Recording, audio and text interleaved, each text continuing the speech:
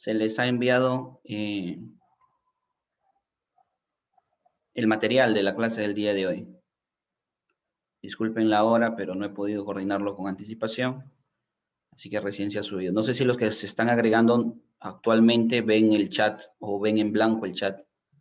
Yo se los haré llegar, doctor, mientras van ingresando. Bien, gracias. Gracias, Yendri. La siguiente indicación y la última ya para comenzar. Buenas tardes. Desde Colombia nos escriben. Qué bueno. La siguiente indicación, y ya es la última, a lo largo de la clase, de la ponencia, siéntanse con la confianza para hacer cualquier pregunta. En la medida de lo posible, voy a tratar de responderla. Bien, no esperen a que termine la sesión. La idea de este curso, de este mini curso, es que ustedes lleven los conocimientos necesarios para entender la neuroanatomía. Hay la opción para no generar un poco de alboroto, de alzar la mano. Así los encargados, los coordinadores, pueden interrumpir y darle pase al audio de la persona que está levantando la mano. Si tienen un poco de dificultad, de repente no tienen un micrófono o no quieren activar el audio y quieren hacer su pregunta mediante el chat, también siéntanse en toda la confianza para hacerlo.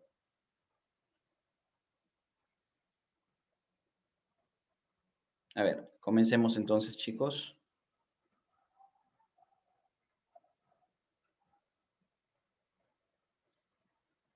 Hoy vamos a discutir sobre generalidades de la neuroanatomía. Esta es la parte introductoria de tu curso. Y vamos a hablar un poco de qué se entiende por la neuroanatomía, cómo se organiza el sistema nervioso, cómo se origina y las estructuras óseas que protegen al sistema nervioso central superior llamado encéfalo. Básicamente ese es el contenido de la sesión del día de hoy. Como primer punto, primero definiremos qué es neuroanatomía.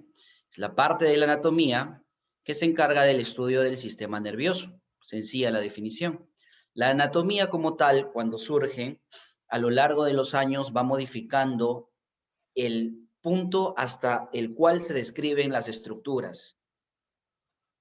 En el siglo XVII, finales del siglo XVII, con el uso generalizado después de la invención del microscopio, la anatomía adquiere justamente la descripción de estructuras ya a nivel microscópico. En ese momento no existía lo que hoy conocemos como histología, sino era anatomía, dividida en su parte macroscópica y en su parte microscópica. Con el pasar de los siglos es que la parte microscópica de la anatomía pasa a ser una nueva ciencia con nombre propio, denominada histología. Como neuroanatomía, lo primero que debemos comprender es cómo se organiza lo que voy a estudiar, el sistema nervioso. Primera pregunta que lanzo a los oyentes. ¿Cuál es la diferencia de sistema y aparato? Si alguien tiene la respuesta, perdón, a la pregunta, puede comentarla o activar su micrófono. Me interesa eso, que me digan cuál es la diferencia de sistema o aparato.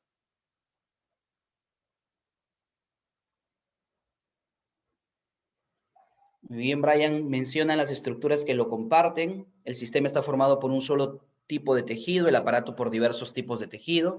Muy bien, Jesús Orihuela. Esas son las definiciones clásicas, ¿sí? Estamos en el siglo XXI y hay algunas cosas que no pueden seguir siendo como tal.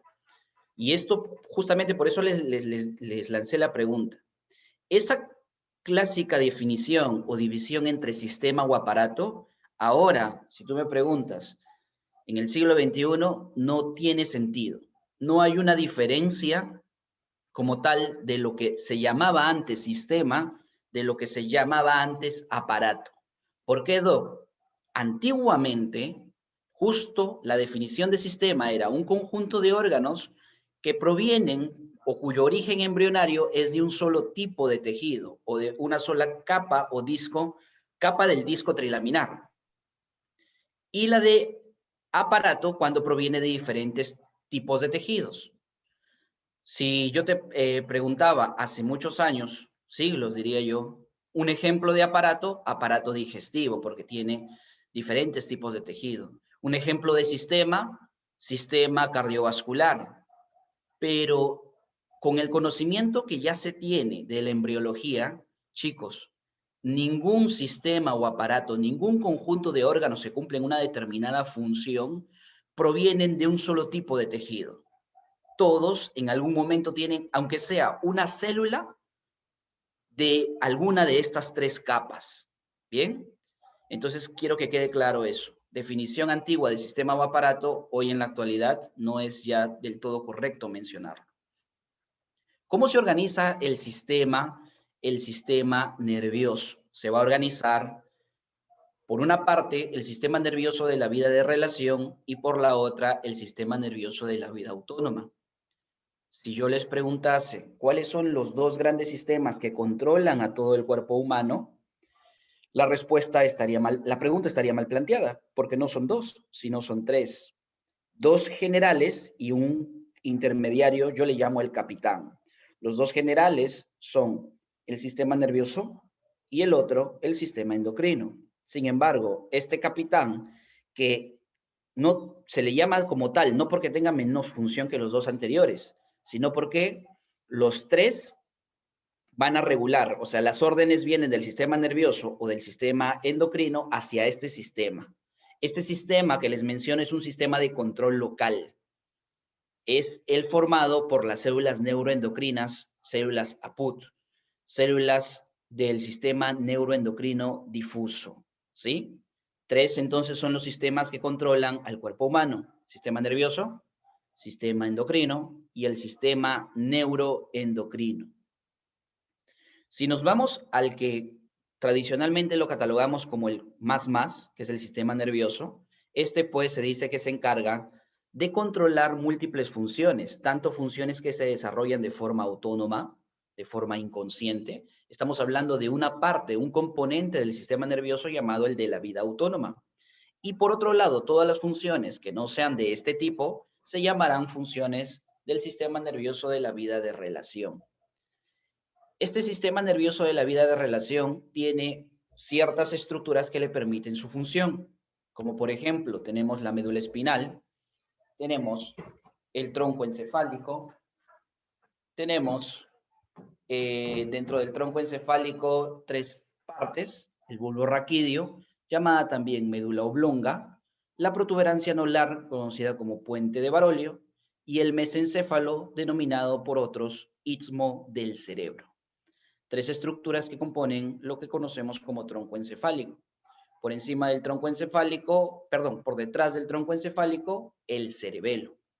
Y por encima de estos dos, que son órganos tradicionalmente catalogados como órganos encefálicos subtentoriales, importante esa información, el encéfalo empieza a nivel del tronco encefálico. Los dos subtentoriales, es decir, que están debajo de la tienda del cerebelo, son el tronco y este mismo, el cerebelo. Como órganos supratentoriales tenemos pues al cerebro. A ver, ¿he escrito algo en el chat? Ah, es el mismo link. Bien. El cerebro, a su vez, se va a dividir en el cerebro primitivo, conocido como diencéfalo, algunos también le llaman el cerebro profundo, y el cerebro de la corteza periférica, llamado los hemisferios cerebrales. Estos hemisferios cerebrales van a estar constituidos tanto de sustancia gris como de sustancia blanca. Hago incidencia en este punto.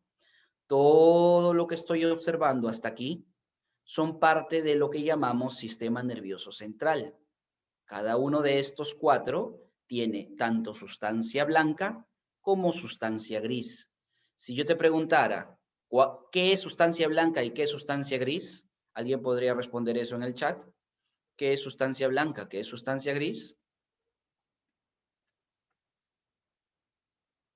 ¿O a qué se le conoce como tal?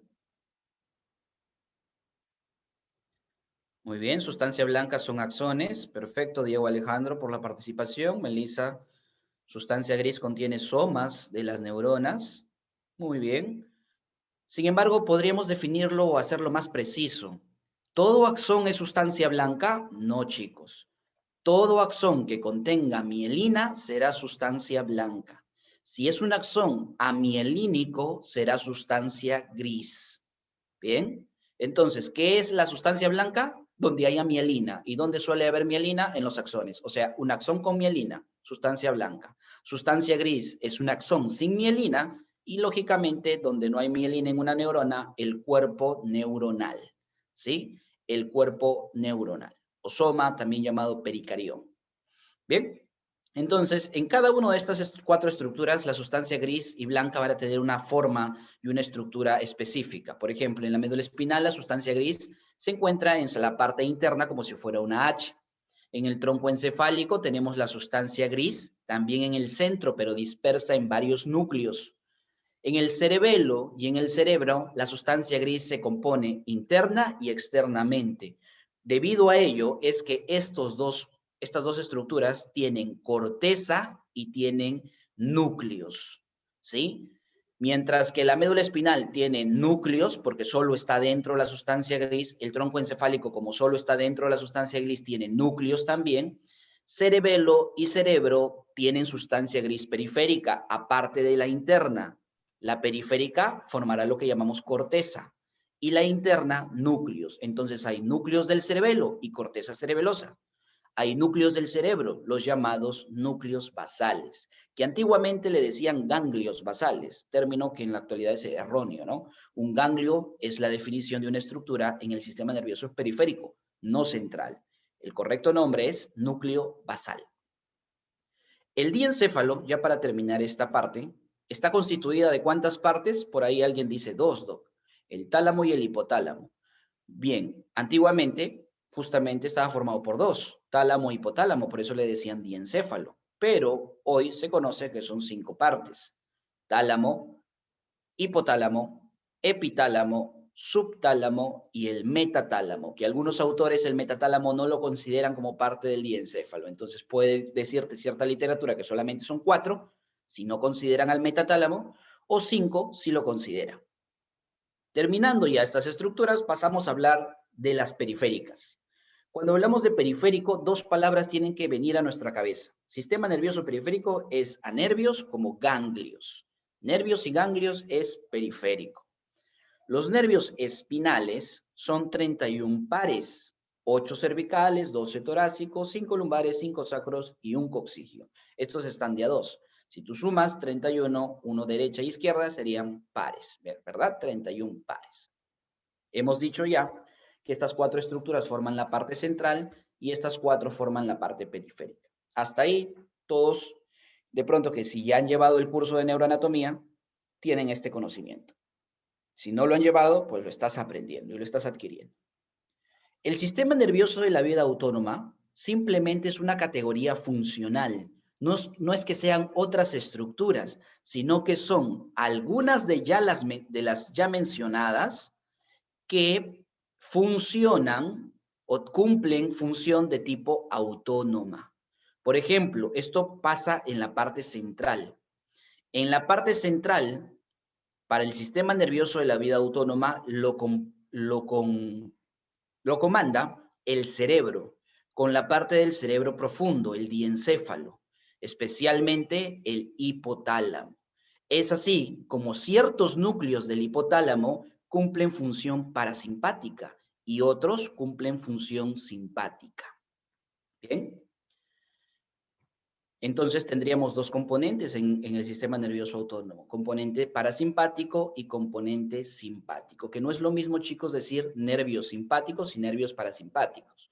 Cuando hablamos de ello, nervios, ganglios, es sistema nervioso periférico. Aquí estamos discutiendo de la parte del central. Entonces, ¿qué he dicho? Son hipotálamo. ¿Qué núcleos, Doc? 2 para cada uno. Por ejemplo, para el sistema nervioso parasimpático, los 2 núcleos más importantes del que ya se conoce esa información es el preóptico medial y el hipotalámico anterior, que tienen control de funciones parasimpáticas, mientras que en funciones simpáticas tenemos al núcleo hipotalámico lateral y al núcleo hipotalámico posterior. A ver, se activó el chat. Me gusta que estén participando. ¿Los pares craneales serían parte del sistema nervioso periférico? Sí, tienen toda la razón. Ante esa pregunta tienen toda la razón. Sistema nervioso periférico, aquí faltarían los pares craneales, ¿sí? Los pares craneales. Apúntalo ahí con un asterisco. Nervios craneales. O pares craneales. Componente parasimpático, componente simpático, cada uno de estos dos está regido por nervios. Nervios que ya habíamos mencionado. Por ejemplo, para el componente parasimpático son nervios craneales, que ya lo has apuntado aquí y se me ha pasado, gracias por eso. Nervios craneales, no todos, solo los que tengan componente parasimpático. El 3, el 7, sumas 3 más 7, 10, restas 1, 9. 3, 7, 9 y 10 son los pares craneales que, aparte de cumplir funciones autónomas somáticas, tienen funciones somáticas, tienen funciones autónomas. Y los nervios sacros, S2, S3 y S4, que en conjunto se les llama esplácnicos pélvicos, cumplen función también parasimpática.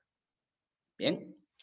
El componente simpático es una estructura específica que nace a manera de cadenas ganglionares a ambos lados de la columna vertebral. Aquí sí hay diferencia. Aquí el componente simpático es una estructura que se genera para dar la inervación simpática. Pero esta estructura periférica que se genera, llamada cadena ganglionar o cadena simpática, tiene un origen, y el origen es de lo que ya existe. ¿Qué existe? Nervios espinales. Esta cadena simpática, derecha e izquierda, se origina, sus raíces las tiene desde el primer nervio torácico espinal hasta el segundo lumbar, de T1 hasta L2. Marcan las raíces o el origen de las cadenas simpáticas. Y gracias a estas cadenas simpáticas van a salir nervios de esa naturaleza. Como son de funciones autónomas, los nervios que salen de la cadena simpática se llamarán esplácnicos. Estos nervios, cuando están en el cuello, se les llaman cervicales. Hay algunos especiales en el tórax llamados cardíacos, y todos los demás son esplácnicos. Por ejemplo, en el tórax, no sé si alguno ya llevó anatomía, han escuchado del nervio esplácnico mayor, el esplácnico menor, el esplácnico imo, los esplácnicos lumbares cuando estudian abdomen, los esplácnicos pélvicos, ¿sí? Bien, chicos, son nervios cuyo componente es simpático. ¿Hasta aquí alguna pregunta? Si no, podemos pasar a la siguiente diapositiva. Ya sabemos la estructura. A ver, los leo en el chat. Bien. Ya sabemos la organización. Ahora vayamos un poco más a las cosas específicas. Hablemos, por ejemplo, de esto, de la inervación autónoma. La inervación autónoma, aquí lo tenemos, parasimpática y simpática, es justamente curiosa, ¿no? Va a haber un ganglio, todo lo anterior al ganglio se llamará axón preganglionar o fibra preganglionar, y la que está posterior al ganglio, postganglionar. Entonces aquí tenemos una vía preganglionar y una vía postganglionar, una preganglionar y una vía o fibra postganglionar. ¿En cuál de los dos, simpático y parasimpático, la vía postganglionar es una fibra larga? La respuesta es en la parte del simpático. ¿Lo ves ahí que la flecha amarilla es más larga? Bien. ¿Por qué? Porque este ganglio es un ganglio que está en la cadena, que está a ambos lados de la columna. A partir de ese ganglio salen estas fibras. Están alejadas del órgano, finalmente órgano efector. En cambio, los ganglios parasimpáticos son ganglios que están cerca al órgano. Incluso, a veces, estos ganglios están en alguna parte de su pared del órgano. Bien, pueden estar incluidos en la pared del órgano, periféricos, en su periferia, ¿sí? Ahí, al ladito, o pueden estar ligeramente a unos centímetros del órgano. Pero los que sí o sí están alejados son los ganglios simpáticos. Aquí Mayra nos pregunta, buenas noches, ¿El plexo braquial tendría inervación autonómica? Sí, chicos. Sí. Todo nervio, escúchame esto, todo nervio tiene inervación autonómica. Todo nervio. Volvamos aquí. Esa es una pregunta interesante, que ha hecho Mayra. Si la cadena simpática se forma de T1 a L2, ¿significa que solamente estos nervios tienen inervación simpática y los demás no? No, chicos. Los nervios, todos los nervios espinales, en algún momento la cadena simpática le va a mandar información, sea a través de la misma cadena o a través de una señal intersegmentaria, que es algo ya complejo. ¿Por qué? Porque toda tu piel, chicos, toda tu piel necesita inervación simpática y parasimpática para el control, por ejemplo, de las glándulas sudoríparas, para el control de los músculos piloerectores, ¿sí? Cuando se sucede que en tu antebrazo ves tu piel de gallina, se han contraído esos músculos piloerectores y tus vellitos se paran, ¿bien? Entonces esas funciones autonómicas van a través de los dermatomas regidos por los nervios espinales, ¿sí? Entonces, de esta manera, todos los nervios espinales tienen componente simpático y parasimpático. Gracias por la pregunta, Mayra, que contribuye a que el conocimiento, a estos datos, ¿no? Que finalmente tus compañeros puedan oír. Sigamos aquí. Entonces, esta fibra, que es la fibra simpática postganglionar, es larga y en el parasimpático es corta. Cada uno de estos sistemas autonómicos trabaja con neurotransmisores. Por ejemplo, para el parasimpático, el neurotransmisor final de la última sinapsis, la sinapsis efectora, es la acetilcolina. Mientras que el simpático, el último neurotransmisor, el de la unión efectora, es norepinefrina y también puede ser a veces adrenalina, ¿sí? Noradrenalina o simplemente adrenalina. Por ello es que los receptores en el órgano son receptores adrenérgicos. Recuerden que los receptores adrenérgicos son de dos tipos, alfa y beta.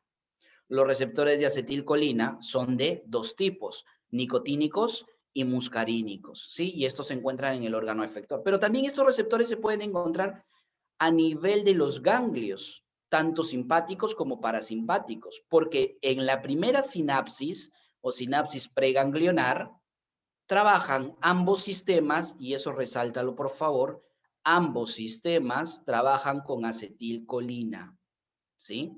Ambos sistemas trabajan con acetilcolina. Ahora, ponle ojito aquí, a esta última información.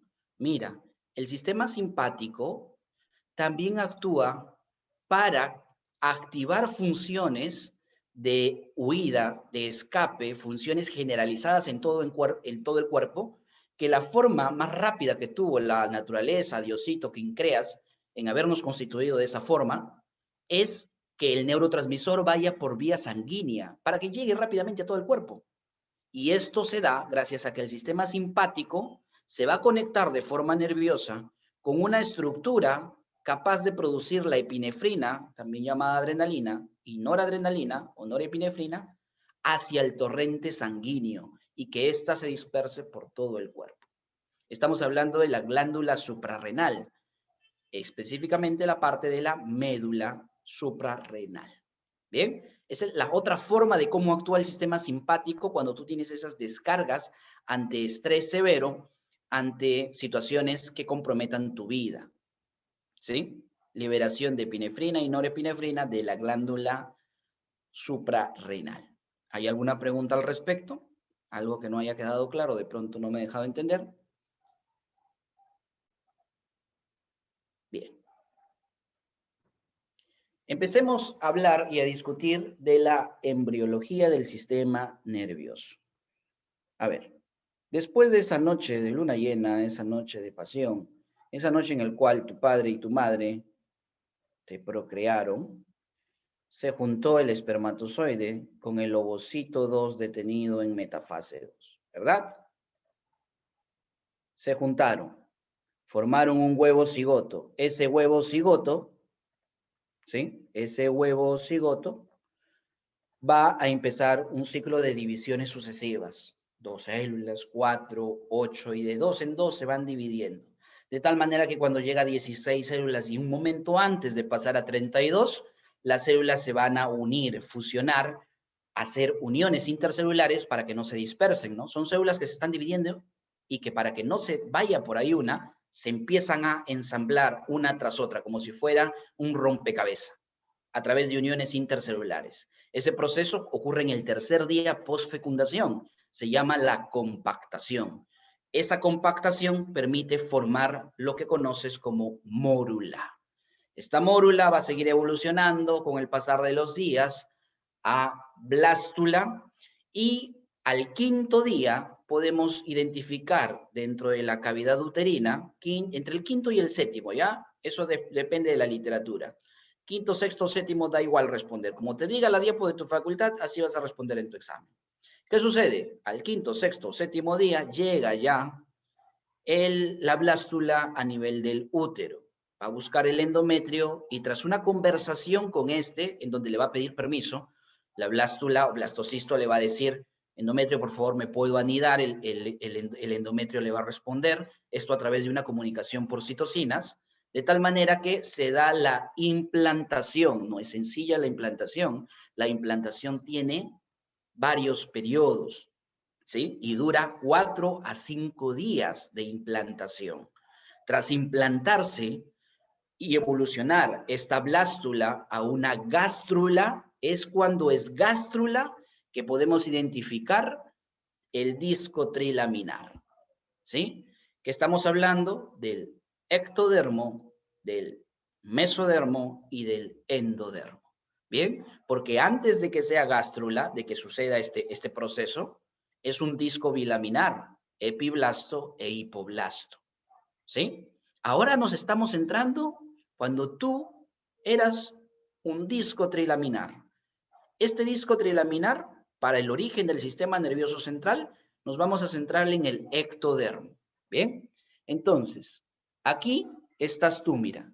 Este eres tú, en el cual te estoy observando. Imagínate que estoy observándote de espalda. Esta es tu cabeza o tu futura cabeza. Obviamente sería tu nuca. Estoy viendo la parte posterior. Esta es tu espalda. Cuello no tienes, ¿sí?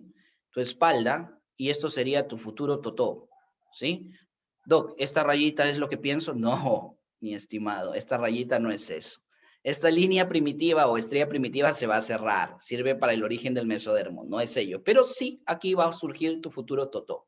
Bien, sus extremidades inferiores, tus extremidades superiores. Te estoy observando entonces en embrión, tu vista de embrión cuando eres planito. Bien, por atrás te estoy observando. Este ectodermo, que es todo lo que puedes observar aquí, tanto de celeste como de naranja, todo esto de acá se llama ectodermo. Este ectodermo, la parte central, la que está de celeste, se empieza a engrosar. Justo la parte central, empiezan las células a reproducirse y a crecer, de tal manera que se van a diferenciar de las que están de naranja. Como crecen más de lo debido, forman una elevación, ¿sí? Forma una elevación y esta elevación le vamos a llamar placa.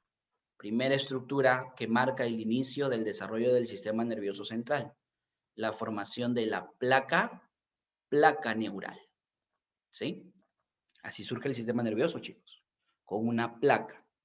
Esta placa en el centro va a empezar a invaginarse, va a empezar a hacer esto, mira, como si fuera un surco, como si fuera un canal, ¿sí? En realidad, la palabra correcta, porque de pronto te confundo, voy a apuntar aquí.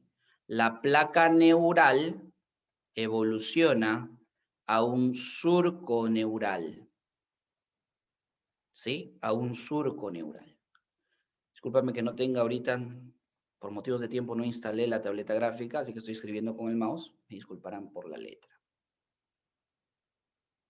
Este surco neural tiene dos partes. Tiene el pliegue neural, PN, y el canal neural, ¿sí? Pliegue neural, no sé qué he escrito ahí. Pliegue neural y canal neural. son las dos partes o componentes del surco neural. Por eso te dije que no es lo mismo hablar que canal y surco. Yo cometí un exabrupto. No te confundas, canal neural es una parte del surco neural. Surco neural es todo, ¿ya? Cuando la placa neural genera una fisura en el centro, ya no se llama placa, se llama surco neural. ¿Bien? Y este surco neural, la parte del centro es el canal y la parte periférica o los márgenes de ese canal serían los pliegues neurales. A ver, en el chat sale una alerta. Bueno, esa pregunta no me compete responder a mí. Están preguntando dónde se transmitirá la grabación. Ya los coordinadores les harán llegar esa información. Continuamos.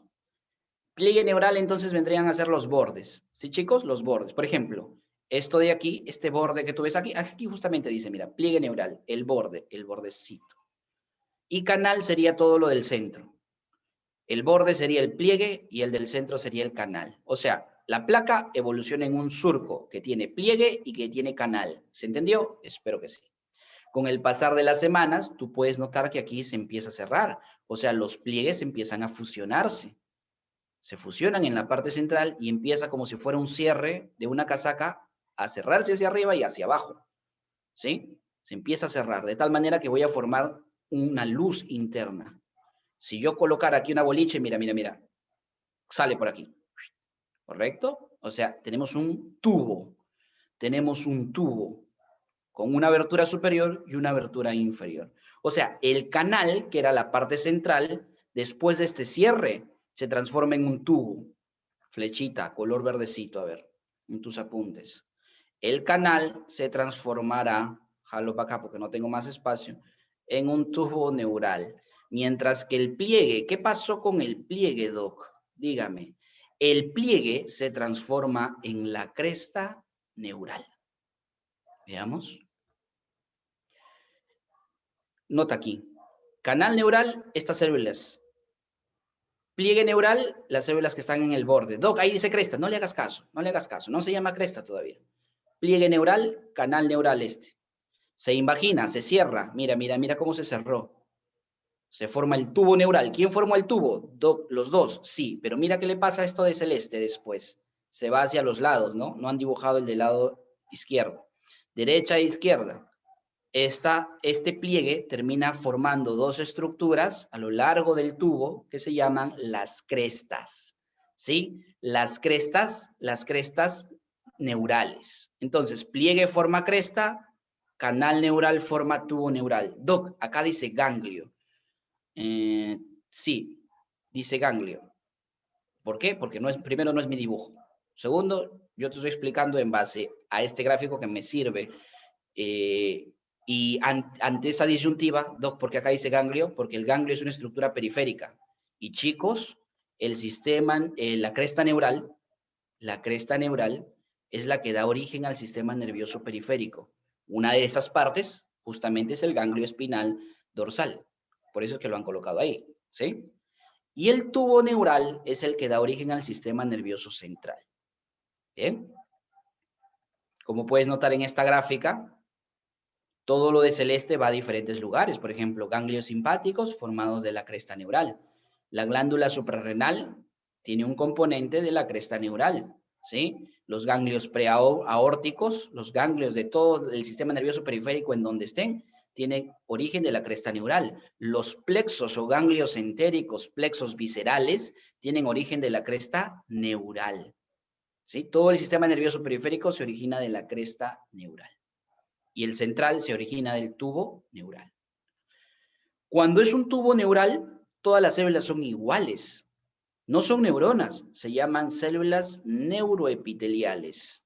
Y esas células neuroepiteliales poco a poco van a evolucionar y van a transformarse, cual célula madre, en diferentes hijas.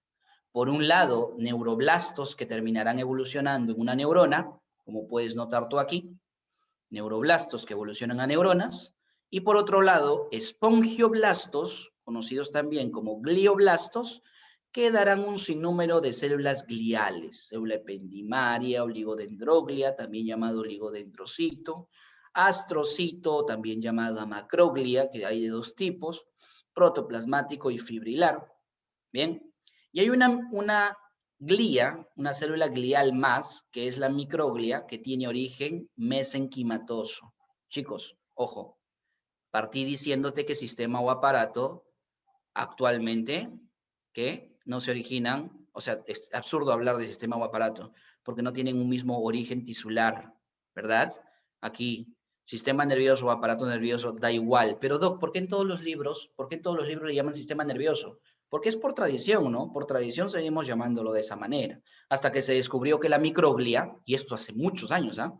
Se origina no del ectodermo, sino del mesodermo, a través de una célula mesenquimatosa que da origen a este macrófago del sistema nervioso llamado microglia. ¿Ves? La explicación de por qué esto no es de un mismo tejido. ¿Bien? ¿Preguntas hasta aquí? A ver, alerta de chat. No entiendo esa pregunta de forma clara. Si me la pueden...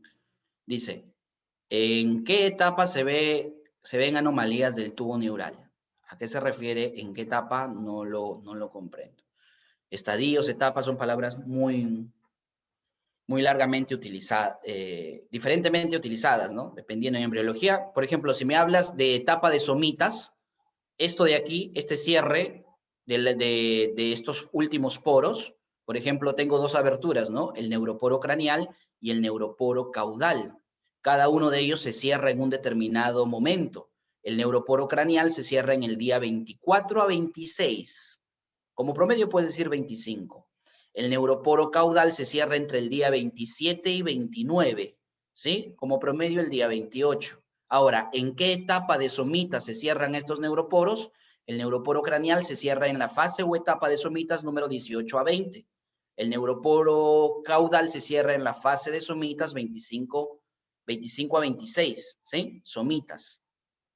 Y entonces, las anomalías del sistema nervioso central más comunes y más frecuentes se originan por la falta de cierre de estos neuroporos. Por ende, a tu pregunta podría responder en esas etapas, ¿no? Cuando se está por cerrar el neuroporo craneal y el neuroporo caudal. Si tú sacas tu cuenta, estamos hablando entre la cuarta y quinta semana. Si lo reducimos a etapas por trimestre, sería en el primer trimestre. ¿Sí? A ver, vamos a ver qué nos explicó por ahí. ¿Cómo lo aclararon? Claro, la espina bífida, la anencefalia, el mielomeningocele, todas las estructuras, las patologías del sistema nervioso más frecuentes, lo que ustedes están mencionando, se originan justamente por falla del cierre de los neuroporos. Y ante esa pregunta ya te di la respuesta. Bien, perfecto, chicos. Para que se forme el sistema nervioso central, existen ciertas moléculas. Por ejemplo, para que se constituya la placa neural, la anogina y la cordina, así como la proteína morfogénica ósea tipo 4, esos tres factores son muy importantes para este proceso llamado neurulación.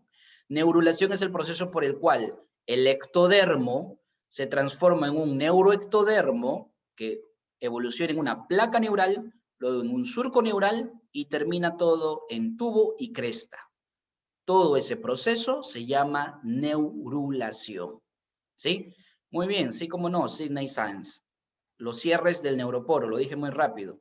El neuroporo craneal se cierra en el día 24 a 26 y el neuroporo caudal 27 a 29. Etapa de somitas, neuroporo craneal, etapa o fase 18 a 20 somitas.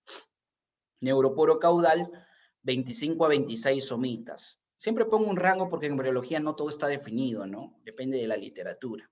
¿Bien? Continuamos. Día clave, día importante. Día en el cual se ha constituido ya el tubo neural y la cresta neural. ¿Cuándo, qué día ya se puede decir que existe un tubo y una cresta? Aunque este tubo todavía no se ha cerrado. Día 22, ¿sí? El día 22 es un día en embriología muy importante, ¿ah? Te invito, bueno, ahí dice 22, chicos, ¿ya? ¿Qué estoy haciendo? No sé. Día 22. Es un día muy importante en la embriología. Pasan un montón de cosas el día 22 en diferentes sistemas. ¿Ven? Aquí ya se habla ya de un tubo neural y de una cresta, aunque el tubo todavía no ha cerrado los los neuroporos. Muy bien. Entonces, el tubo neural a lo largo de cabeza a cola es así, como puedes observarlo. Vamos a agrandar. Es así. Tiene sustancia gris y sustancia blanca, pero en ese momento no se llama así. A la sustancia blanca le llaman placa marginal y a la sustancia gris les llaman placas de diferentes nombres, ¿no? Tenemos la placa del manto, ¿sí? Perdón, discúlpame. La placa alar, la placa basal, la placa del techo y la placa del suelo. Todas esas placas del techo, alar, basal, del suelo, forman lo que llamamos placa del manto, ¿sí?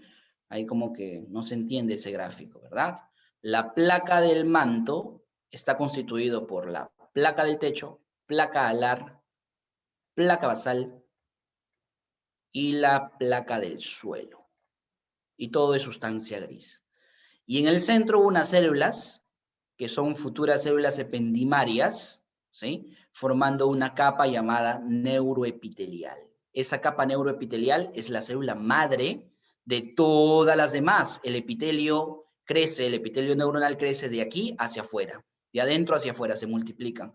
Por eso es que esas células neuroepiteliales son las que originan los neuroblastos y los espongioblastos que formarán esta sustancia gris. Las células que quedan en la parte central serán las futuras células ependimarias. O sea, que en el interior tendríamos el conducto ependimario. Chicos, como si fuera un lapicero largo, ¿sí? Como si fuera un lapicero largo. Igualito, de cabeza a cola, es así.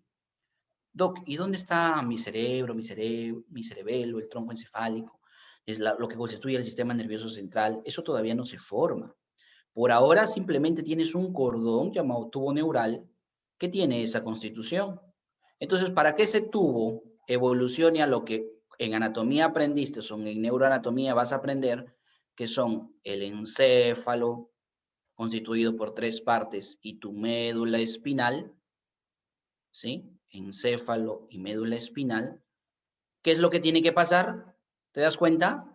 La parte superior tiene que crecer, tiene que dilatarse. Ese proceso se llama vesiculación, ¿sí? Es por eso que en algún momento el tubo neural forma vesículas. Estamos hablando que a la tercera semana, cual si fuera chinchones, se forman 3 bolitas aquí, 3 vesículas, ¿sí? La discutiremos en la siguiente diapo. Pero ya te adelanté el cómo, para que entiendas, ¿no? Los conocimientos, chicos, no son de memoria, tienes que razonarlos, tienes que integrar las cositas. Aquí, chicos, estas imágenes que continúan son simplemente la explicación de cómo el tubo neural, que forma parte de la médula, termina originando la médula, ¿no? Porque es lo más sencillo. Estas neuronas que están en la placa alar, ¿qué formarán en la médula espinal? Forma todo lo posterior de la sustancia gris. Mientras que las de rojo de la placa basal forman todo lo anterior. ¿Sí? ¿Y qué aprendiste en neuranato? ¿O qué aprenderás en neuranato? Que la sustancia gris en la médula espinal, la mitad de atrás, formada por el asta posterior o asta dorsal, más esta pequeña sustancia, ¿sí? Es sensitiva. O sea que podríamos concluir que las neuronas de la placa alar van a dar origen a neuronas sensitivas y las neuronas de la placa basal van a dar origen a neuronas motoras. Las neuronas motoras van a estar adelante, las neuronas sensitivas van a estar atrás. ¿Bien? ¿Se entiende, chicos? Otro datito curioso, mira, otro dato curioso. En el tronco encefálico, este tubo, en el tronco encefálico se abre. Se abre así, mira. Voy a hablar solamente del puente. Se abre. De tal manera que la placa alar genera aquí núcleos internamente en el puente del tronco encefálico, núcleos sensitivos, y la placa basal genera núcleos motores que están más mediales, o sea, hacia el medio. estos puntitos rojos. Y habíamos dicho, el azul genera núcleos sensitivos, periféricos. Bien, esa abertura es la abertura de atrás, ¿no? La placa del techo es la que se abre y termina dando un espacio que es el cuarto ventrículo, ventrículo número 4, donde hay líquido cefalorraquídeo, porque tanto en el conducto ependimario, que se forma en la médula, como esto, hay líquido cefalorraquídeo. Y este detalle que dice, mira, surco limitante, lo vamos a marcar aquí de negro. Ese surco limitante, ¿qué limita? En tronco encefálico, los que ya llevaron neuronato no me dejarán mentir. En la parte posterior, ábrete un libro de neuroanatomía, imagen posterior del tronco encefálico hacia la zona del puente. Va a ver el piso del cuarto ventrículo, una línea longitudinal de arriba hacia abajo, a ambos lados, que se llama surco limitante. ¿Qué limita el surco limitante? Limita lo sensitivo de lo motor. Por eso es que en el tronco encefálico las estructuras o núcleos motores están hacia el centro y los núcleos sensitivos están lateral al surco limitante. Todo es explicación embrionaria, chicos. Ahora, ¿qué pasa con el tubo neural? Ya en la cabeza, arriba. También crece, ¿no? Algunas de las células van a ir hacia afuera, otras hacia adentro, pero esto crece y se vesicula. De tal manera que el surco limitante, ya en tu cabeza, uy, se me fue el marcador, a ver. El surco limitante, ya en tu cabeza, imagínate que estoy viendo tu cabeza, tu cerebro, hemisferios cerebrales, desde arriba, ¿ya? ¿Cómo se llama a esto? ¿Alguien me puede decir cómo se llama eso? De pronto mi dibujo está medio feíto. ¿Qué sería esto si fueran tus hemisferios? Esto es el frontal, esto es el occipital. ¿Qué sería esa línea? A ver, los leo.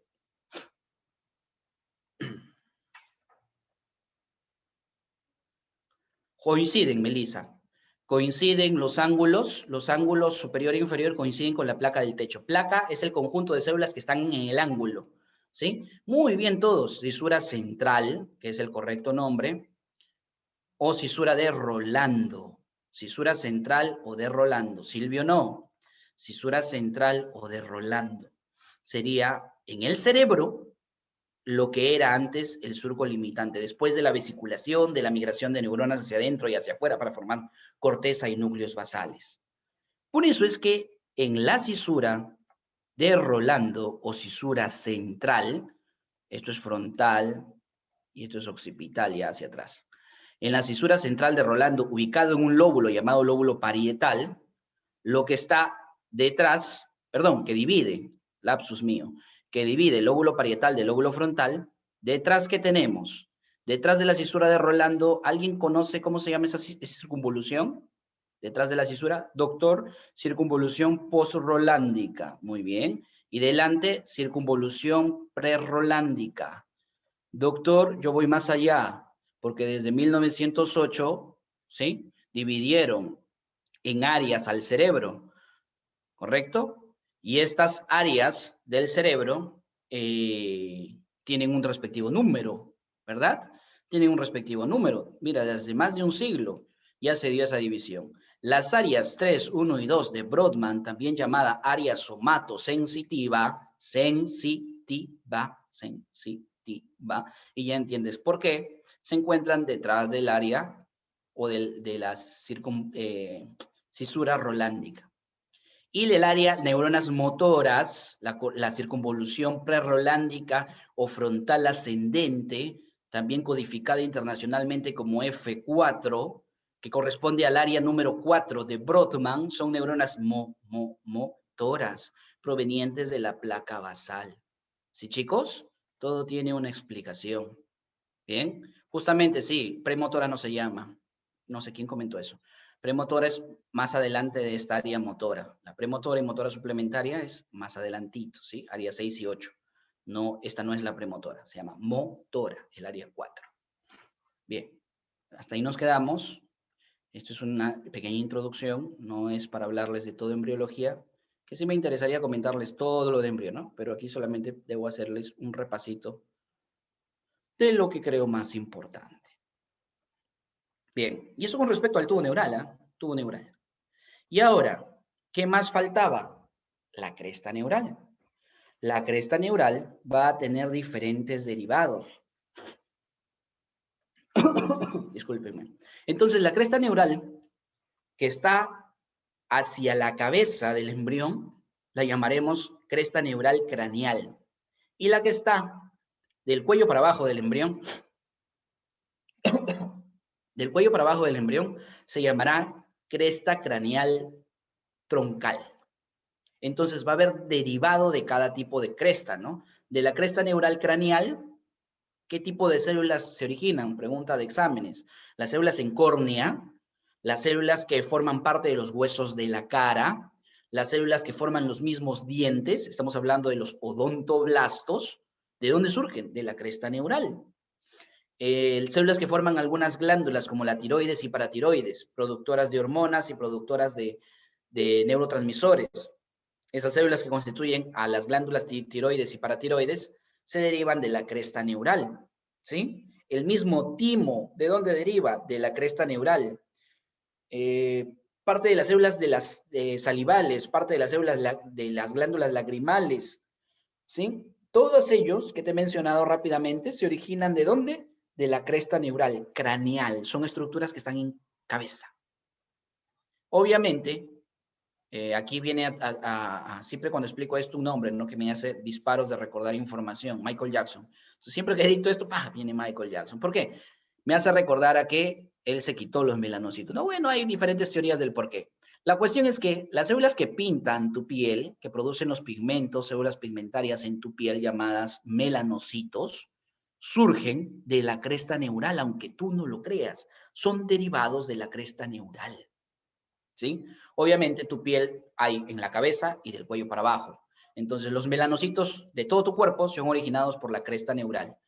Será de la craneal, los de tu cabeza, y de la troncal, del cuello para abajo. ¿Bien? Las células también del sistema nervioso periférico, como las células de Schwann, también son originadas de la cresta neural. ¿Sí? Las células de la propia dermis también son originadas de la cresta neural. Bueno, un sinnúmero de derivados que te invito a revisar. Para terminar la parte de embriología, te había dicho de que a la tercera semana del desarrollo embrionario, el tubo neural en su parte superior se vesicula, formando 3 vesículas que le llamamos primarias. ¿Estamos hablando de qué? De la tercera semana. Justamente tercera, 3 vesículas. Vesículas primarias. La primera, la más superior, se llama el prosencéfalo o cerebro anterior. El siguiente, mesencéfalo o cerebro medio. Y rombencéfalo o cerebro posterior. Lo que quede del tubo neural, que no se ha vesiculado, formará parte de la médula espinal. Tercera semana. Una semana posterior y unos días, estamos hablando de la cuarta semana, pero cuando digo unos días, ya nos pasaríamos a la quinta semana. Eso no es 40, es un 4 y un cuarta semana. ¿Cómo estoy escribiendo? Dios mío. Cuarta semana o quinta semana. ¿Por qué? Porque te dije, una semana y a veces unos días después, ya estamos hablando de la quinta, ya no existen 3 vesículas, sino 5 vesículas. Algunos autores en embriología prefieren utilizar el término de la quinta semana para que por regla mnemotécnica tú recuerdes, ¿no? Tercera semana, 3 vesículas, quinta semana, 5 vesículas. Y no es erróneo de que en otro libro encuentres de que te digan que a la cuarta semana están ya las 5 vesículas, justamente porque está justo en el límite, en el limbo entre la cuarta y quinta semana. Estas vesículas se llamarán telencéfalo y diencéfalo, que provienen del pro. Mesencéfalo no se dividió, simplemente se quedó como tal. Y el rombencéfalo, que terminó dividiéndose en metencéfalo y mielencéfalo. Cada una de estas 5 vesículas originará estructuras que ya las conocemos en el sistema nervioso anatómico, que lo estudiamos en los anfiteatros, ¿verdad? Tanto estructuras de sustancia nerviosa como espacios o cavidades que se encuentran en cada una, correspondientes a cada una de estas vesículas secundarias, ¿sí? Cualquiera de estos podría ser pregunta, ¿no? Por ejemplo, el cuarto ventrículo del que hemos hablado en la diapo anterior, que tenía el surco limitante en el puente, ¿sí? Te había dicho núcleos limitantes, núcleos motores hacia el centro, núcleos sensitivos de forma lateral. Ese cuarto ventrículo lo constituye tanto el puente, la parte posterior cerebelo, con los velos medulares anterior y posterior, y también parte del bulbo, ¿no? Partecita del bulbo, pero el más lo constituye el puente. ¿Dónde está el tercer ventrículo? En el cerebro profundo. Aquí están las 4 partes. ¿Qué parte falta? Falta el metatálamo, ¿sí? Este infundíbulo, tú lo puedes poner como subtálamo, ¿ya? Aquí le han puesto infundíbulo, es algo erróneo, de pronto la traducción estuvo mal, o algo pasó, no sé qué, imagínate, no está ahí, subtálamo. ¿Bien? Subtálamo, que externamente se llama infundíbulo, pero no, subtálamo es lo correcto. ¿Preguntas hasta acá? A ver, vamos a ver en el chat.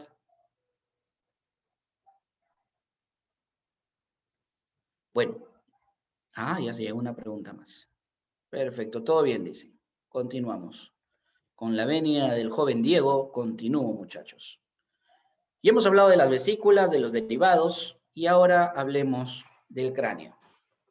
¿Sí? El cráneo es una estructura ósea constituida aproximadamente por 22 huesos, y ojo, debido a que muchos de ustedes es primera vez que me escuchan en la parte de neuroanato, voy a aclarar algo, ¿ya? Si yo te pregunto, ¿cuántos huesos forma? Juana, las 5 vesículas están en la diapo, Las 5 vesículas están aquí, de pronto no las señalé. Telencéfalo, diencéfalo, mesencéfalo, metencéfalo y mielencéfalo. Si hablas de los 5 derivados del diencéfalo, epitálamo, tálamo, hipotálamo, subtálamo y el metatálamo, que a veces no lo consideran como parte del diencéfalo. ¿Bien? Las 5 vesículas son estas. Ya. Yo te pregunto, ¿no? De pronto te encuentro por ahí, te pregunto, ¿cuántos huesos tiene el cráneo? Tú me dices 22. Ya. Esa respuesta es una respuesta aceptable, pero si tú estás en Notrero 13, que es la academia en la cual yo soy director académico, como que no te podríamos aceptar, ¿no? Los notreristas, varios de los conectados son notreristas, saben que un notrerista responde depende. ¿Sí? A todo, ¿no? Depende. Como para salvarse también. ¿Cuántos huesos tiene el cráneo? Depende. ¿Depende de qué? Si estamos hablando de un feto, estamos hablando de un niño recién nacido, estamos hablando de un niño de 9 años, estamos hablando de ti, estamos hablando de mí, del vecino, del cuñado, del entenado, no sé. Depende de cada persona. El número de huesos no es universal, ¿sí? Porque existen en el cráneo unos huesecitos que son inconstantes, presentes en las suturas. Incluso a veces hay personas que pueden tener variantes y en la parte posterior tener el hueso de los incas o hueso epactal, que es una división del hueso occipital, como tal, un hueso más atrás, llamado hueso epactal o hueso de los incas. Entonces, 22 es la respuesta de un cráneo anatómico, ¿sí? Debo hacerles recordar, para los que no me han escuchado, en anatomía es importante esto. En anatomía se estudia cuerpo anatómico. Y el cuerpo anatómico tiene características. Un cuerpo anatómico es un varón. Como que le hacemos un poco de bullying, ¿no? Hay aquí las feministas que salgan, que tienen todo el derecho de hacerlo, porque somos machistas un poco aquí en anatomía. Y está mal, pero así es. Un cuerpo anatómico descrito en los libros es un varón. ¿Sí? La medida de los órganos te dicen, el esófago mide 25 centímetros. ¿En quién? En este cuerpo anatómico. El cuerpo anatómico universal. ¿Sí? Varón de 30 años de edad. Creo que lo digo porque si lo escribo no sé qué estoy haciendo. 30 años de edad. De 1,70 m. ¿Sí? Un poquito más bajito que yo. De 70 kilogramos de peso. Y de 1,68 metros cuadrados de superficie corporal. Eso es un humano anatómico. Y en ese humano anatómico se dan las medidas y se dan todos los referentes que en los libros puedas encontrar, ¿no? ¿Cuántos huesos tiene el cráneo? Normalmente 22, 22 huesos regulares ya. Cráneo se va a dividir. A ver, creo que si pongo diapo en blanco. Cráneo se va a dividir en dos. Neurocráneo y el viscerocráneo. El neurocráneo, también llamado esqueleto del sistema nervioso central, el neurocráneo, está formado por 8 huesos. Y el viscerocráneo está formado por 15 huesos. De tal manera que el cráneo está formado por 22 huesos. ¿Sí? Doc, se ha palteado. ¿Por qué? 8 más 15 no es 22. ¿Cierto, no? Lo que sucede es que hay un hueso que se cuenta en ambos. Y ese hueso que se cuenta en ambos es el etmoides. Etmoides. Es un hueso que lo cuento para el esqueleto del neurocráneo y lo cuento para el viscerocráneo. Y por eso es que la suma da 23. Bien, 8 huesos del neurocráneo, 15 huesos del viscerocráneo. El viscerocráneo también le llaman esqueleto de la cara o esqueleto facial, ¿sí? Esa es una forma de dividir al cráneo. Otra forma de dividir al cráneo es mandíbula del resto, que algunos autores le dicen cranium. Mandíbula y cranium, ¿sí? Para diferenciar. Perfecto. El neurocráneo se puede dividir de esta manera. En base y en calota. Carlota no, para los de Perú, Carlota es un personaje. Calota y base. Y el viscerocráneo se divide en dos también, para seguir la lógica, ¿no? Como analogía. Mandíbula y macizo facial. Macizo facial. ¿Listo? Macizo facial y mandíbula. Y el neurocráneo en calota, calvaria, bóveda craneana, son los sinónimos, y la base del cráneo. ¿Bien? Apuntado ello, espero lo hayan hecho rápidamente.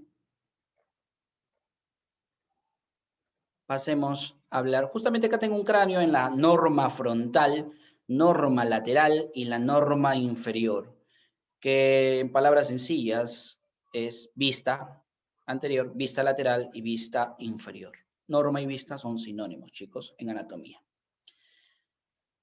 Como están articulados los huesos del cráneo, hay puntos que salen, o a veces son puntos que son hundimientos, o a veces puntos que marcan referencia en la cual se unen diferentes suturas, a veces son puntos prominentes como el que ahorita estoy señalando con el láser, ¿sí?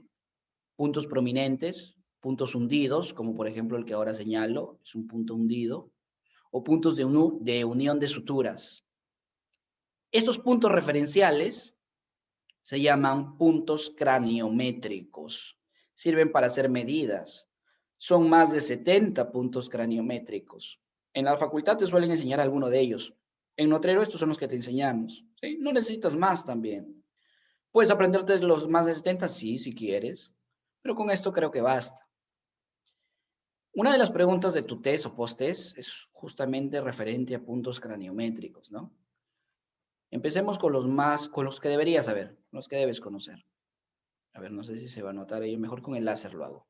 Esto de aquí es el punto donde se juntan 4 huesos. El hueso frontal, el hueso parietal, el hueso temporal y el ala del esfenoides. 4 huesos convergen en este punto craniométrico. Ese punto craniométrico se llama terion. ¿Sí? Se denomina, terion. Se denomina terion. ¿Listo? Ahora, el punto que está detrás, aquí, donde confluyen 3 huesos, temporal, occipital y parietal, ahí, es el asterion. Asterion. ¿Sí? asterio. ¿Alguien sabe qué es el lambda? El lambda, uy, no he traído la norma superior, ¿no? El lambda es el punto craniométrico donde convergen los dos parietales y el hueso occipital, ¿sí? Algunos dicen, donde converge la sutura sagital y la sutura lambdoidea. Sí, es otra manera de decirlo. Donde converge los huesos parietales y el occipital. Este punto craniométrico se llama lambda. Mientras que hacia adelante aquí, donde converge el frontal con los dos parietales, aquí, se llama bregma. Ese punto craniométrico se denomina bregma. Esos son los 4 más importantes, los que sí o sí te deben enseñar en tu facultad. Y el que han preguntado en exámenes en el residentado de México, y los chicos de México no me dejarán mentir, es el terion y el asterion. En España también han preguntado el asterion. En Perú, en el examen, eso sí no me acuerdo si fue un examen ENAN o un examen de residentado, también preguntaron el terion. ¿Bien? O sea, porque son los 4 puntos que debes conocer sí o sí como médico general. Todos los demás puntos tienen una respectiva definición. No vamos a hablar de todo, vamos a hablar, a ver, a elección de ustedes, a ver. Vamos a hablar unos 4 más. ¿Qué punto craniométrico quisieran saber? Me encantaría quedarme más tiempo con ustedes, chicos, pero yo tengo una clase ya planeada después de esta, que es una clase de medicina interna y otro compromiso, y me disculparán. Y a ver, sigion dijeron o pistion ya. Empezamos con el sigion.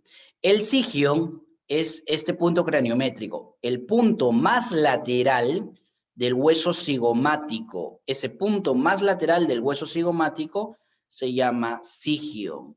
Sigion. ¿Bien? El opistion.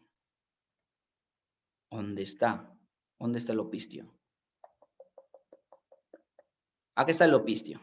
El opistion es este punto craniométrico. Ahí hay un error en mi diapo, ¿ya? Esto es lo mismo, ¿sí? Opistion y con H, pues van a decir, ¿y con H2 cuál es? No, es lo mismo, es un errorcito. Disculpa.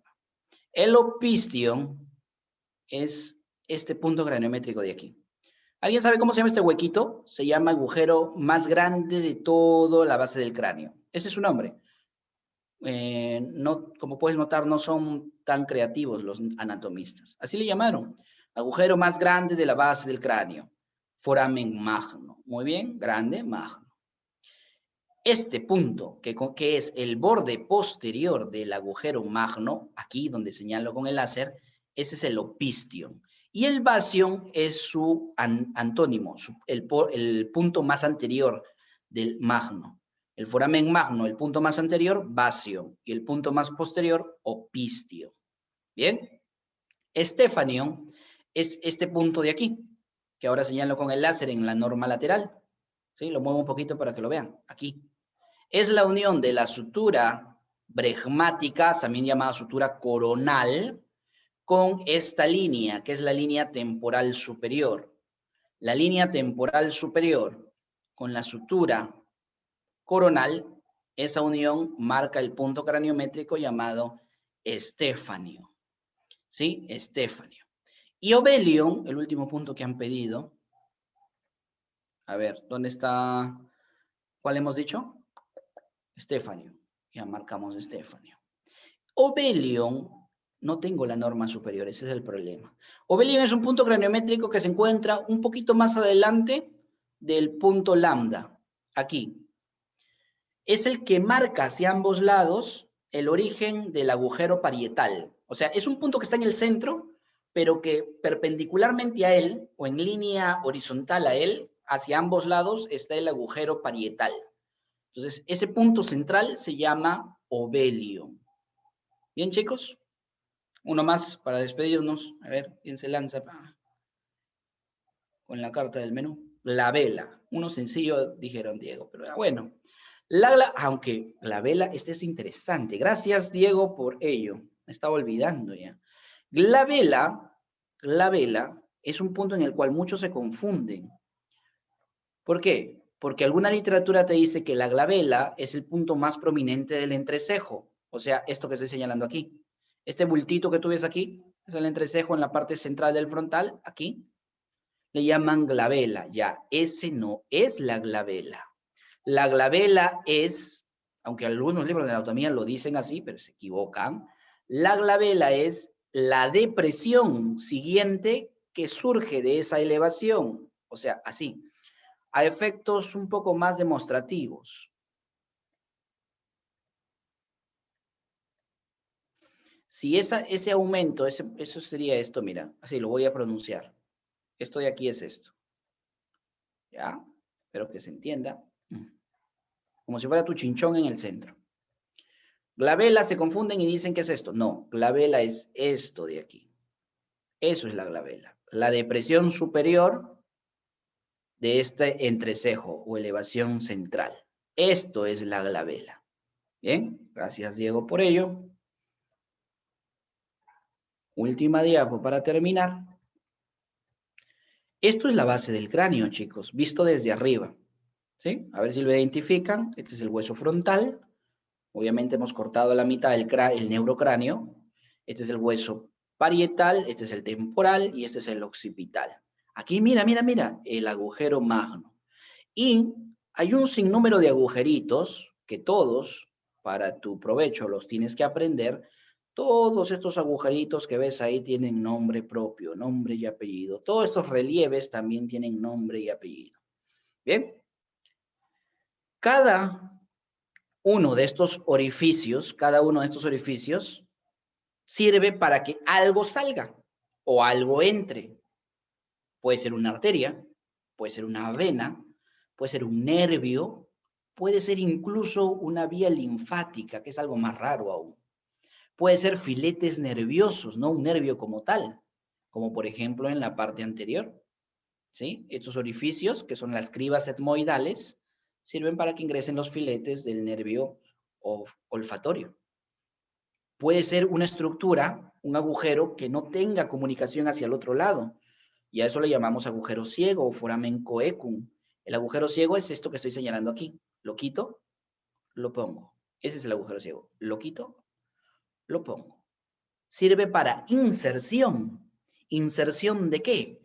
De la hoz del cerebro. Apunta. Agujero ciego sirve para la inserción de la hoz del cerebro. ¿Sí? Los datos más relevantes los vamos a apuntar. Las cribas etmoidales para el primer par craneal, el olfatorio. Por ahí pasan los filetes olfatorios. ¿Sí? El conducto óptico, que es este de aquí. El conducto óptico sirve para que por él pase el segundo nervio craneal, que es el oftálmico, ¿sí? Oftálmico, junto con su arteria, la arteria oftálmico. La arteria oftálmica sale, el nervio entra, porque el nervio es sensitivo, ¿sí? La hendidura esfenoidal no se ve muy bien, es esta. La invito a que la revisen, chicos, es esta. Aquí no se ve negra, ¿no? Pero en realidad si tú bajas la cámara, si tú bajas la visión, podrías ver ahí una fisura. Se llama también fisura orbitaria superior, conocida también como hendidura esfenoidal. Y este sirve para un sinnúmero de estructuras. Por ejemplo, ¿cuáles son esas estructuras? Apuntamos, chicos. En la hendidura esfenoidal, que es una de las más preguntadas en exámenes de pregrado, a ver, en la hendidura esfenoidal o fisura orbitaria superior, van a pasar el quinto uno, es decir, la rama oftálmica, ¿sí? La rama oftálmica del trigémino, va a pasar el 3, el motor ocular común, va a pasar el 4, el patético troclear, y va a pasar el sexto, ¿sí? El motor ocular externo. Junto de yapita, aparte de esos nervios, no sé qué estoy ahí rayando. Aparte de esos nervios, el quinto uno, que es la división oftálmica del trigémino, el 3, motor ocular común, patético troclear, el cuarto, y el sexto, que es el motor ocular externo, y adicionalmente las venas oftálmicas, ¿sí? Voy a resaltar los más relevantes. Esta información lo puedes encontrar en cualquier libro de anatomía o neuroanatomía. Bien. Por ejemplo, otro relevante es esto, el redondo mayor y el oval. Esos dos sirven para los siguientes quinto. Quinto 2, división maxilar del trigémino, y quinto 3, división mandibular del trigémino. ¿Bien? El agujero yugular es otro de los más importantes también. El agujero yugular, algunos le llaman agujero rasgado posterior o agujero yugular, sirve para el paso del noveno par craneal. ¿Quién es el noveno, chicos? A ver, díganmelo ahí, grítenlo en el chat. El 10º y el 11º par craneal. También marca el origen de la vena yugular interna, ¿sí? Marca el origen. Muy bien, el noveno se llama glosofaringio, el 10º se llama vago. Si alguien me puso neumogástrico, neumogástrico no es un nombre correcto. Yo sé que de pronto te lo han enseñado así en la academia, en tu colegio, pero neumogástrico no es correcto.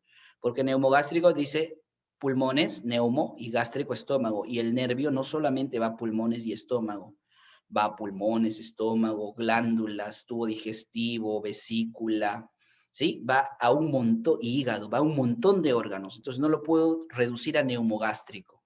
Por eso es preferible decirle vago, porque va por ahí a todos lados, vago. ¿Bien? Y el 11, que es el espinal, también llamado accesorio. Espinal o accesorio. Bien, otro que me interesaría comentarles, a ver, como les digo, la información de cada uno de ellos, que sale, que entra, lo pueden encontrar en cualquier libro. El conducto del hipogloso, a ver, interesante este. El conducto del hipogloso, como su nombre lo dice, sirve para que el nervio número 12, conocido como el hipogloso, emerja por ese lugar. Nervio del hipogloso, perdón, conducto del hipogloso para el nervio hipogloso, el 12. Al conducto del hipogloso también le pueden encontrar como condilio anterior. Al redondo menor también lo pueden encontrar como espinoso. Doc. ¿Por qué tienen sinónimos? ¿Por qué me dijo que la hendidura esfenoidal también se llama fisura orbitaria superior? Al redondo menor le llaman agujero espinoso. Al agujero rasgado también le dicen agujero carotidio. Claro que ese es un nombre completamente erróneo, ¿sí? Le llaman agujero carotidio interno, pero está mal, ese sí está mal, pero lo vas a encontrar así. Al agujero yugular le llaman rasgado posterior. Al conducto del hipogloso le llaman también agujero condilio anterior. ¿Por qué tienen diferentes nombres? Depende de dónde lo veas. Por ejemplo, este de aquí, que estoy señalando, quito, para que lo veas, que está ahí de blanco, como si fuera un huevito, ese es el agujero oval, ¿ya? Detrás y lateralmente a él, aquí está de negrito, lo quito, aquí, ahí donde está el láser, se encuentra el agujero redondo menor, pero si yo lo veo desde aquí, si yo le doy la vuelta a esta pieza ósea y ese mismo agujero lo señalo por debajo, o sea, por la otra cara, ya no se llama redondo menor, se llamará agujero espinoso. Entonces, ¿de qué depende ese otro nombre? Del otro lugar. La hendidura esfenoidal se llama aquí, pero si yo lo veo desde la órbita, que es el otro lugar donde puedo verla y hacia donde sale, si lo veo desde la órbita se llamará hendidura orbitaria superior, ¿sí? O fisura orbitaria superior. ¿Se entiende, chicos? Este de aquí, que es el agujero condilio anterior, cuando lo veas por afuera, porque si lo ves por aquí se llamará conducto del hipogloso. Espero si hayan entendido ello. Si tienen preguntas las hacen, si no, creo que eso sería todo.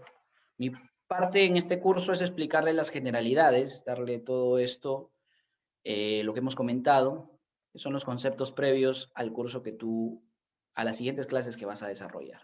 Si hay preguntas, los leo en el chat, chicos.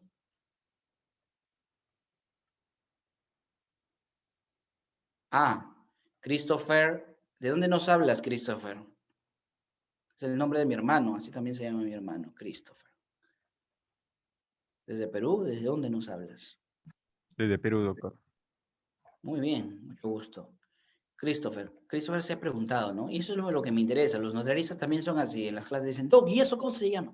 Doc, si Bregman no es esto, creo que por ahí va tu pregunta, si no me corriges, Christopher. Si Bregman no es esto y Bregman es esto, entonces, ¿qué Michi es esto? Hicimos una confusión, ¿no? ¿Cómo se llama esto, Doc? ¿Cómo se llama esto? Ve tú a saber. Yo no lo conozco. No sé cómo se llama. ¿Debe tener un nombre? Debe tener un nombre. Pero ¿cómo se llama? No te podría decir. Yo lo conozco como entrecejo, ¿no? Punto central del entrecejo. Pero como nombre de punto craniométrico, lo desconozco. Creo que esa fue tu pregunta, Christopher. Si no, Sí, llámame la doctor, atención. muchas gracias. Listo. ¿Alguna otra pregunta?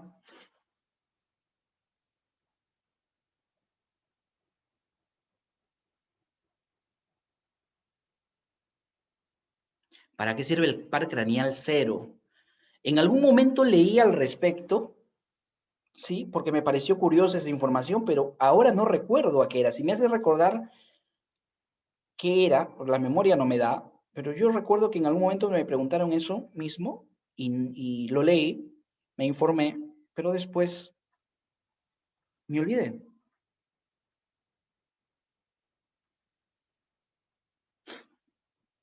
Ah, ya, del órgano bómero nasal. Sí, sí, sí, ya me hicieron recordar ya. Lo que sucede es que en algunos animales, en la parte donde nosotros tenemos los bulbos olfatorios, ¿sí? Ellos tienen una estructura nerviosa que sirve para la detección de feromonas. Y esa vía por donde viajan las feromonas, o sea, el impulso nervioso generado por la recepción de feromonas hacia tu cerebro primitivo, ese nervio es el nervio craneal conocido como cero, si es que no me equivoco. Ahorita, gracias a esa pequeña información que me han dado, he recordado. En nosotros, ¿por qué no está tan desarrollado? No, porque supuestamente somos más evolucionados, ¿no? Pero eso es algo que está para discutir. No en la situación como estamos, no como estamos destrozando el planeta Tierra. No considero que seamos los más evolucionados. Bien, chicos, si no hay preguntas, a ver qué hora tenemos. Hagan todas las preguntas, me puedo quedar unos 10 minutos más, en caso quieran hacer alguna pregunta. Algo que de pronto han leído y no les quedó claro, de pronto les puedo ayudar, si no lo sé les diré con toda sinceridad, desconozco la respuesta, y si lo sé, te beneficiaré.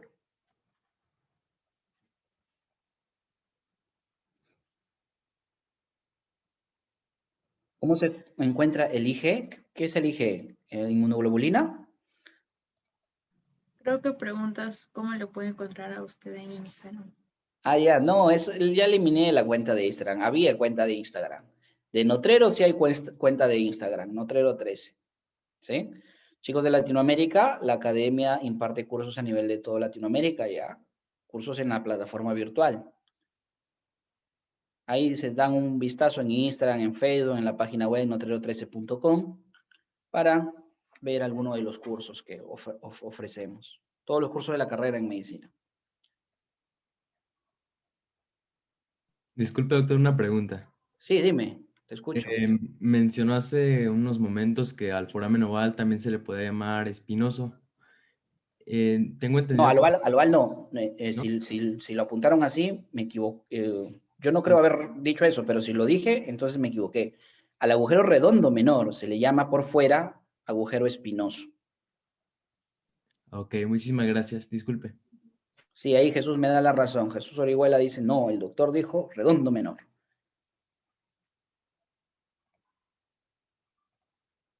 A ver, una pregunta interesante. Doctor, ¿a partir de qué semana de desarrollo embrionario se puede sentir el dolor?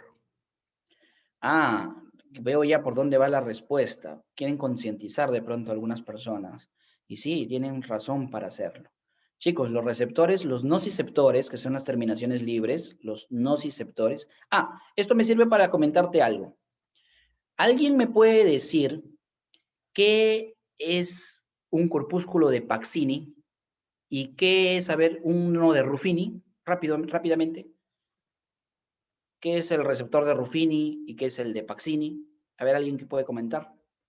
Mientras estoy acá explicándoles. Lo comentan en el chat, por favor, para leerlos. Como te decía, el nociceptor es un tipo de receptor sensorial que capta dolor, ¿sí? Y estos nociceptores son los más comunes o el más importante, terminaciones libres. Como su nombre lo dice, terminaciones libres, están desde que se originan las primeras neuronas. Estamos hablando a partir de la cuarta semana, ¿sí? Entre la cuarta y la quinta semana se van a originar nociceptores, terminaciones libres. Doc, o sea que a partir de la cuarta y quinta semana recién podría el embrión sentir dolor. Tiene cómo sentirlo, pero no cómo interpretarlo. ¿Sí? Vamos por partes a la pregunta. O sea, el nociceptor los tiene a partir de la cuarta y quinta semana, pero el nociceptor envía información hacia el tálamo, y el tálamo todavía no está constituido como tal. Y el tálamo va a enviar información a diferentes lugares, ¿sí? A diferentes lugares, como por ejemplo al claustro, como por ejemplo a la corteza somatosensitiva, o sea, en resumen, cerebro, corteza cerebral, para interpretación del dolor, ¿sí? O sea, la vía todavía no está formada. Doc, ¿y entonces cuándo ya se constituye el tálamo? Estamos hablando en la semana 10.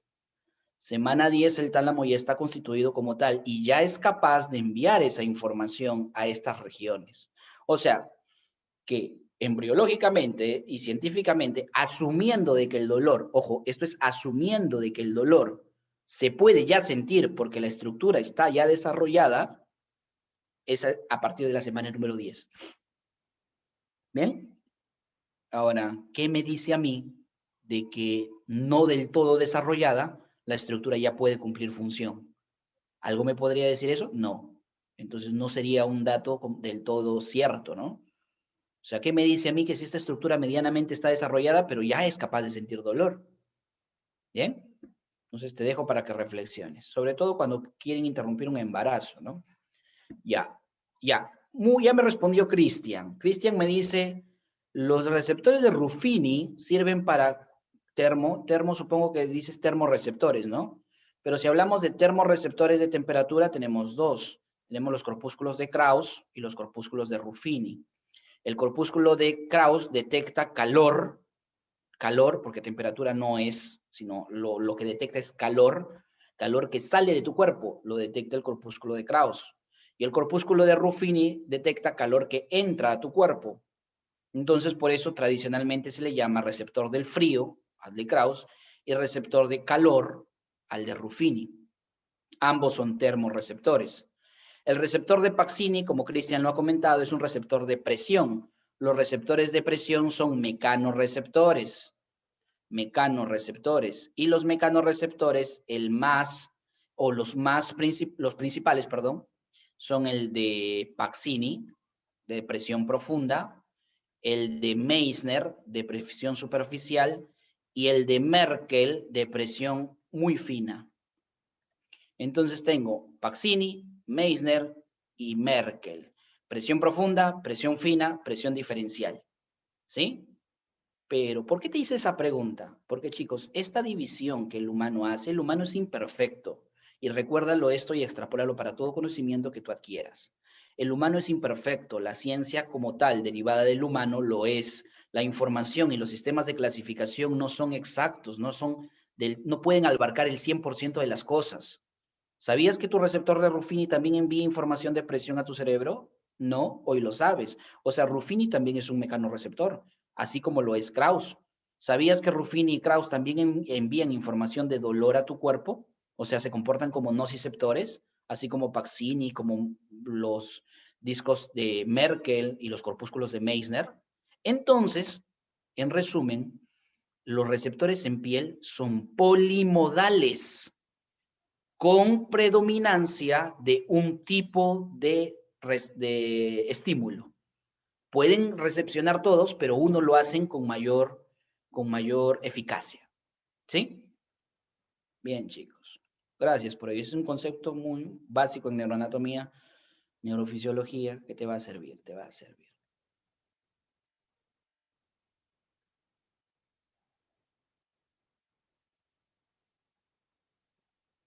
Bien, chicos. Gracias a ustedes, Brian, y a todos los que nos están oyendo de diferentes lugares de Perú, Latinoamérica y de donde sea. Saludos para ustedes. Bueno, eso fue todo. Espero verlos en una próxima oportunidad. Cuídense, chicos. Muchas gracias, doctor. Si me permite, voy a presentar el certificado. Listo. Sí.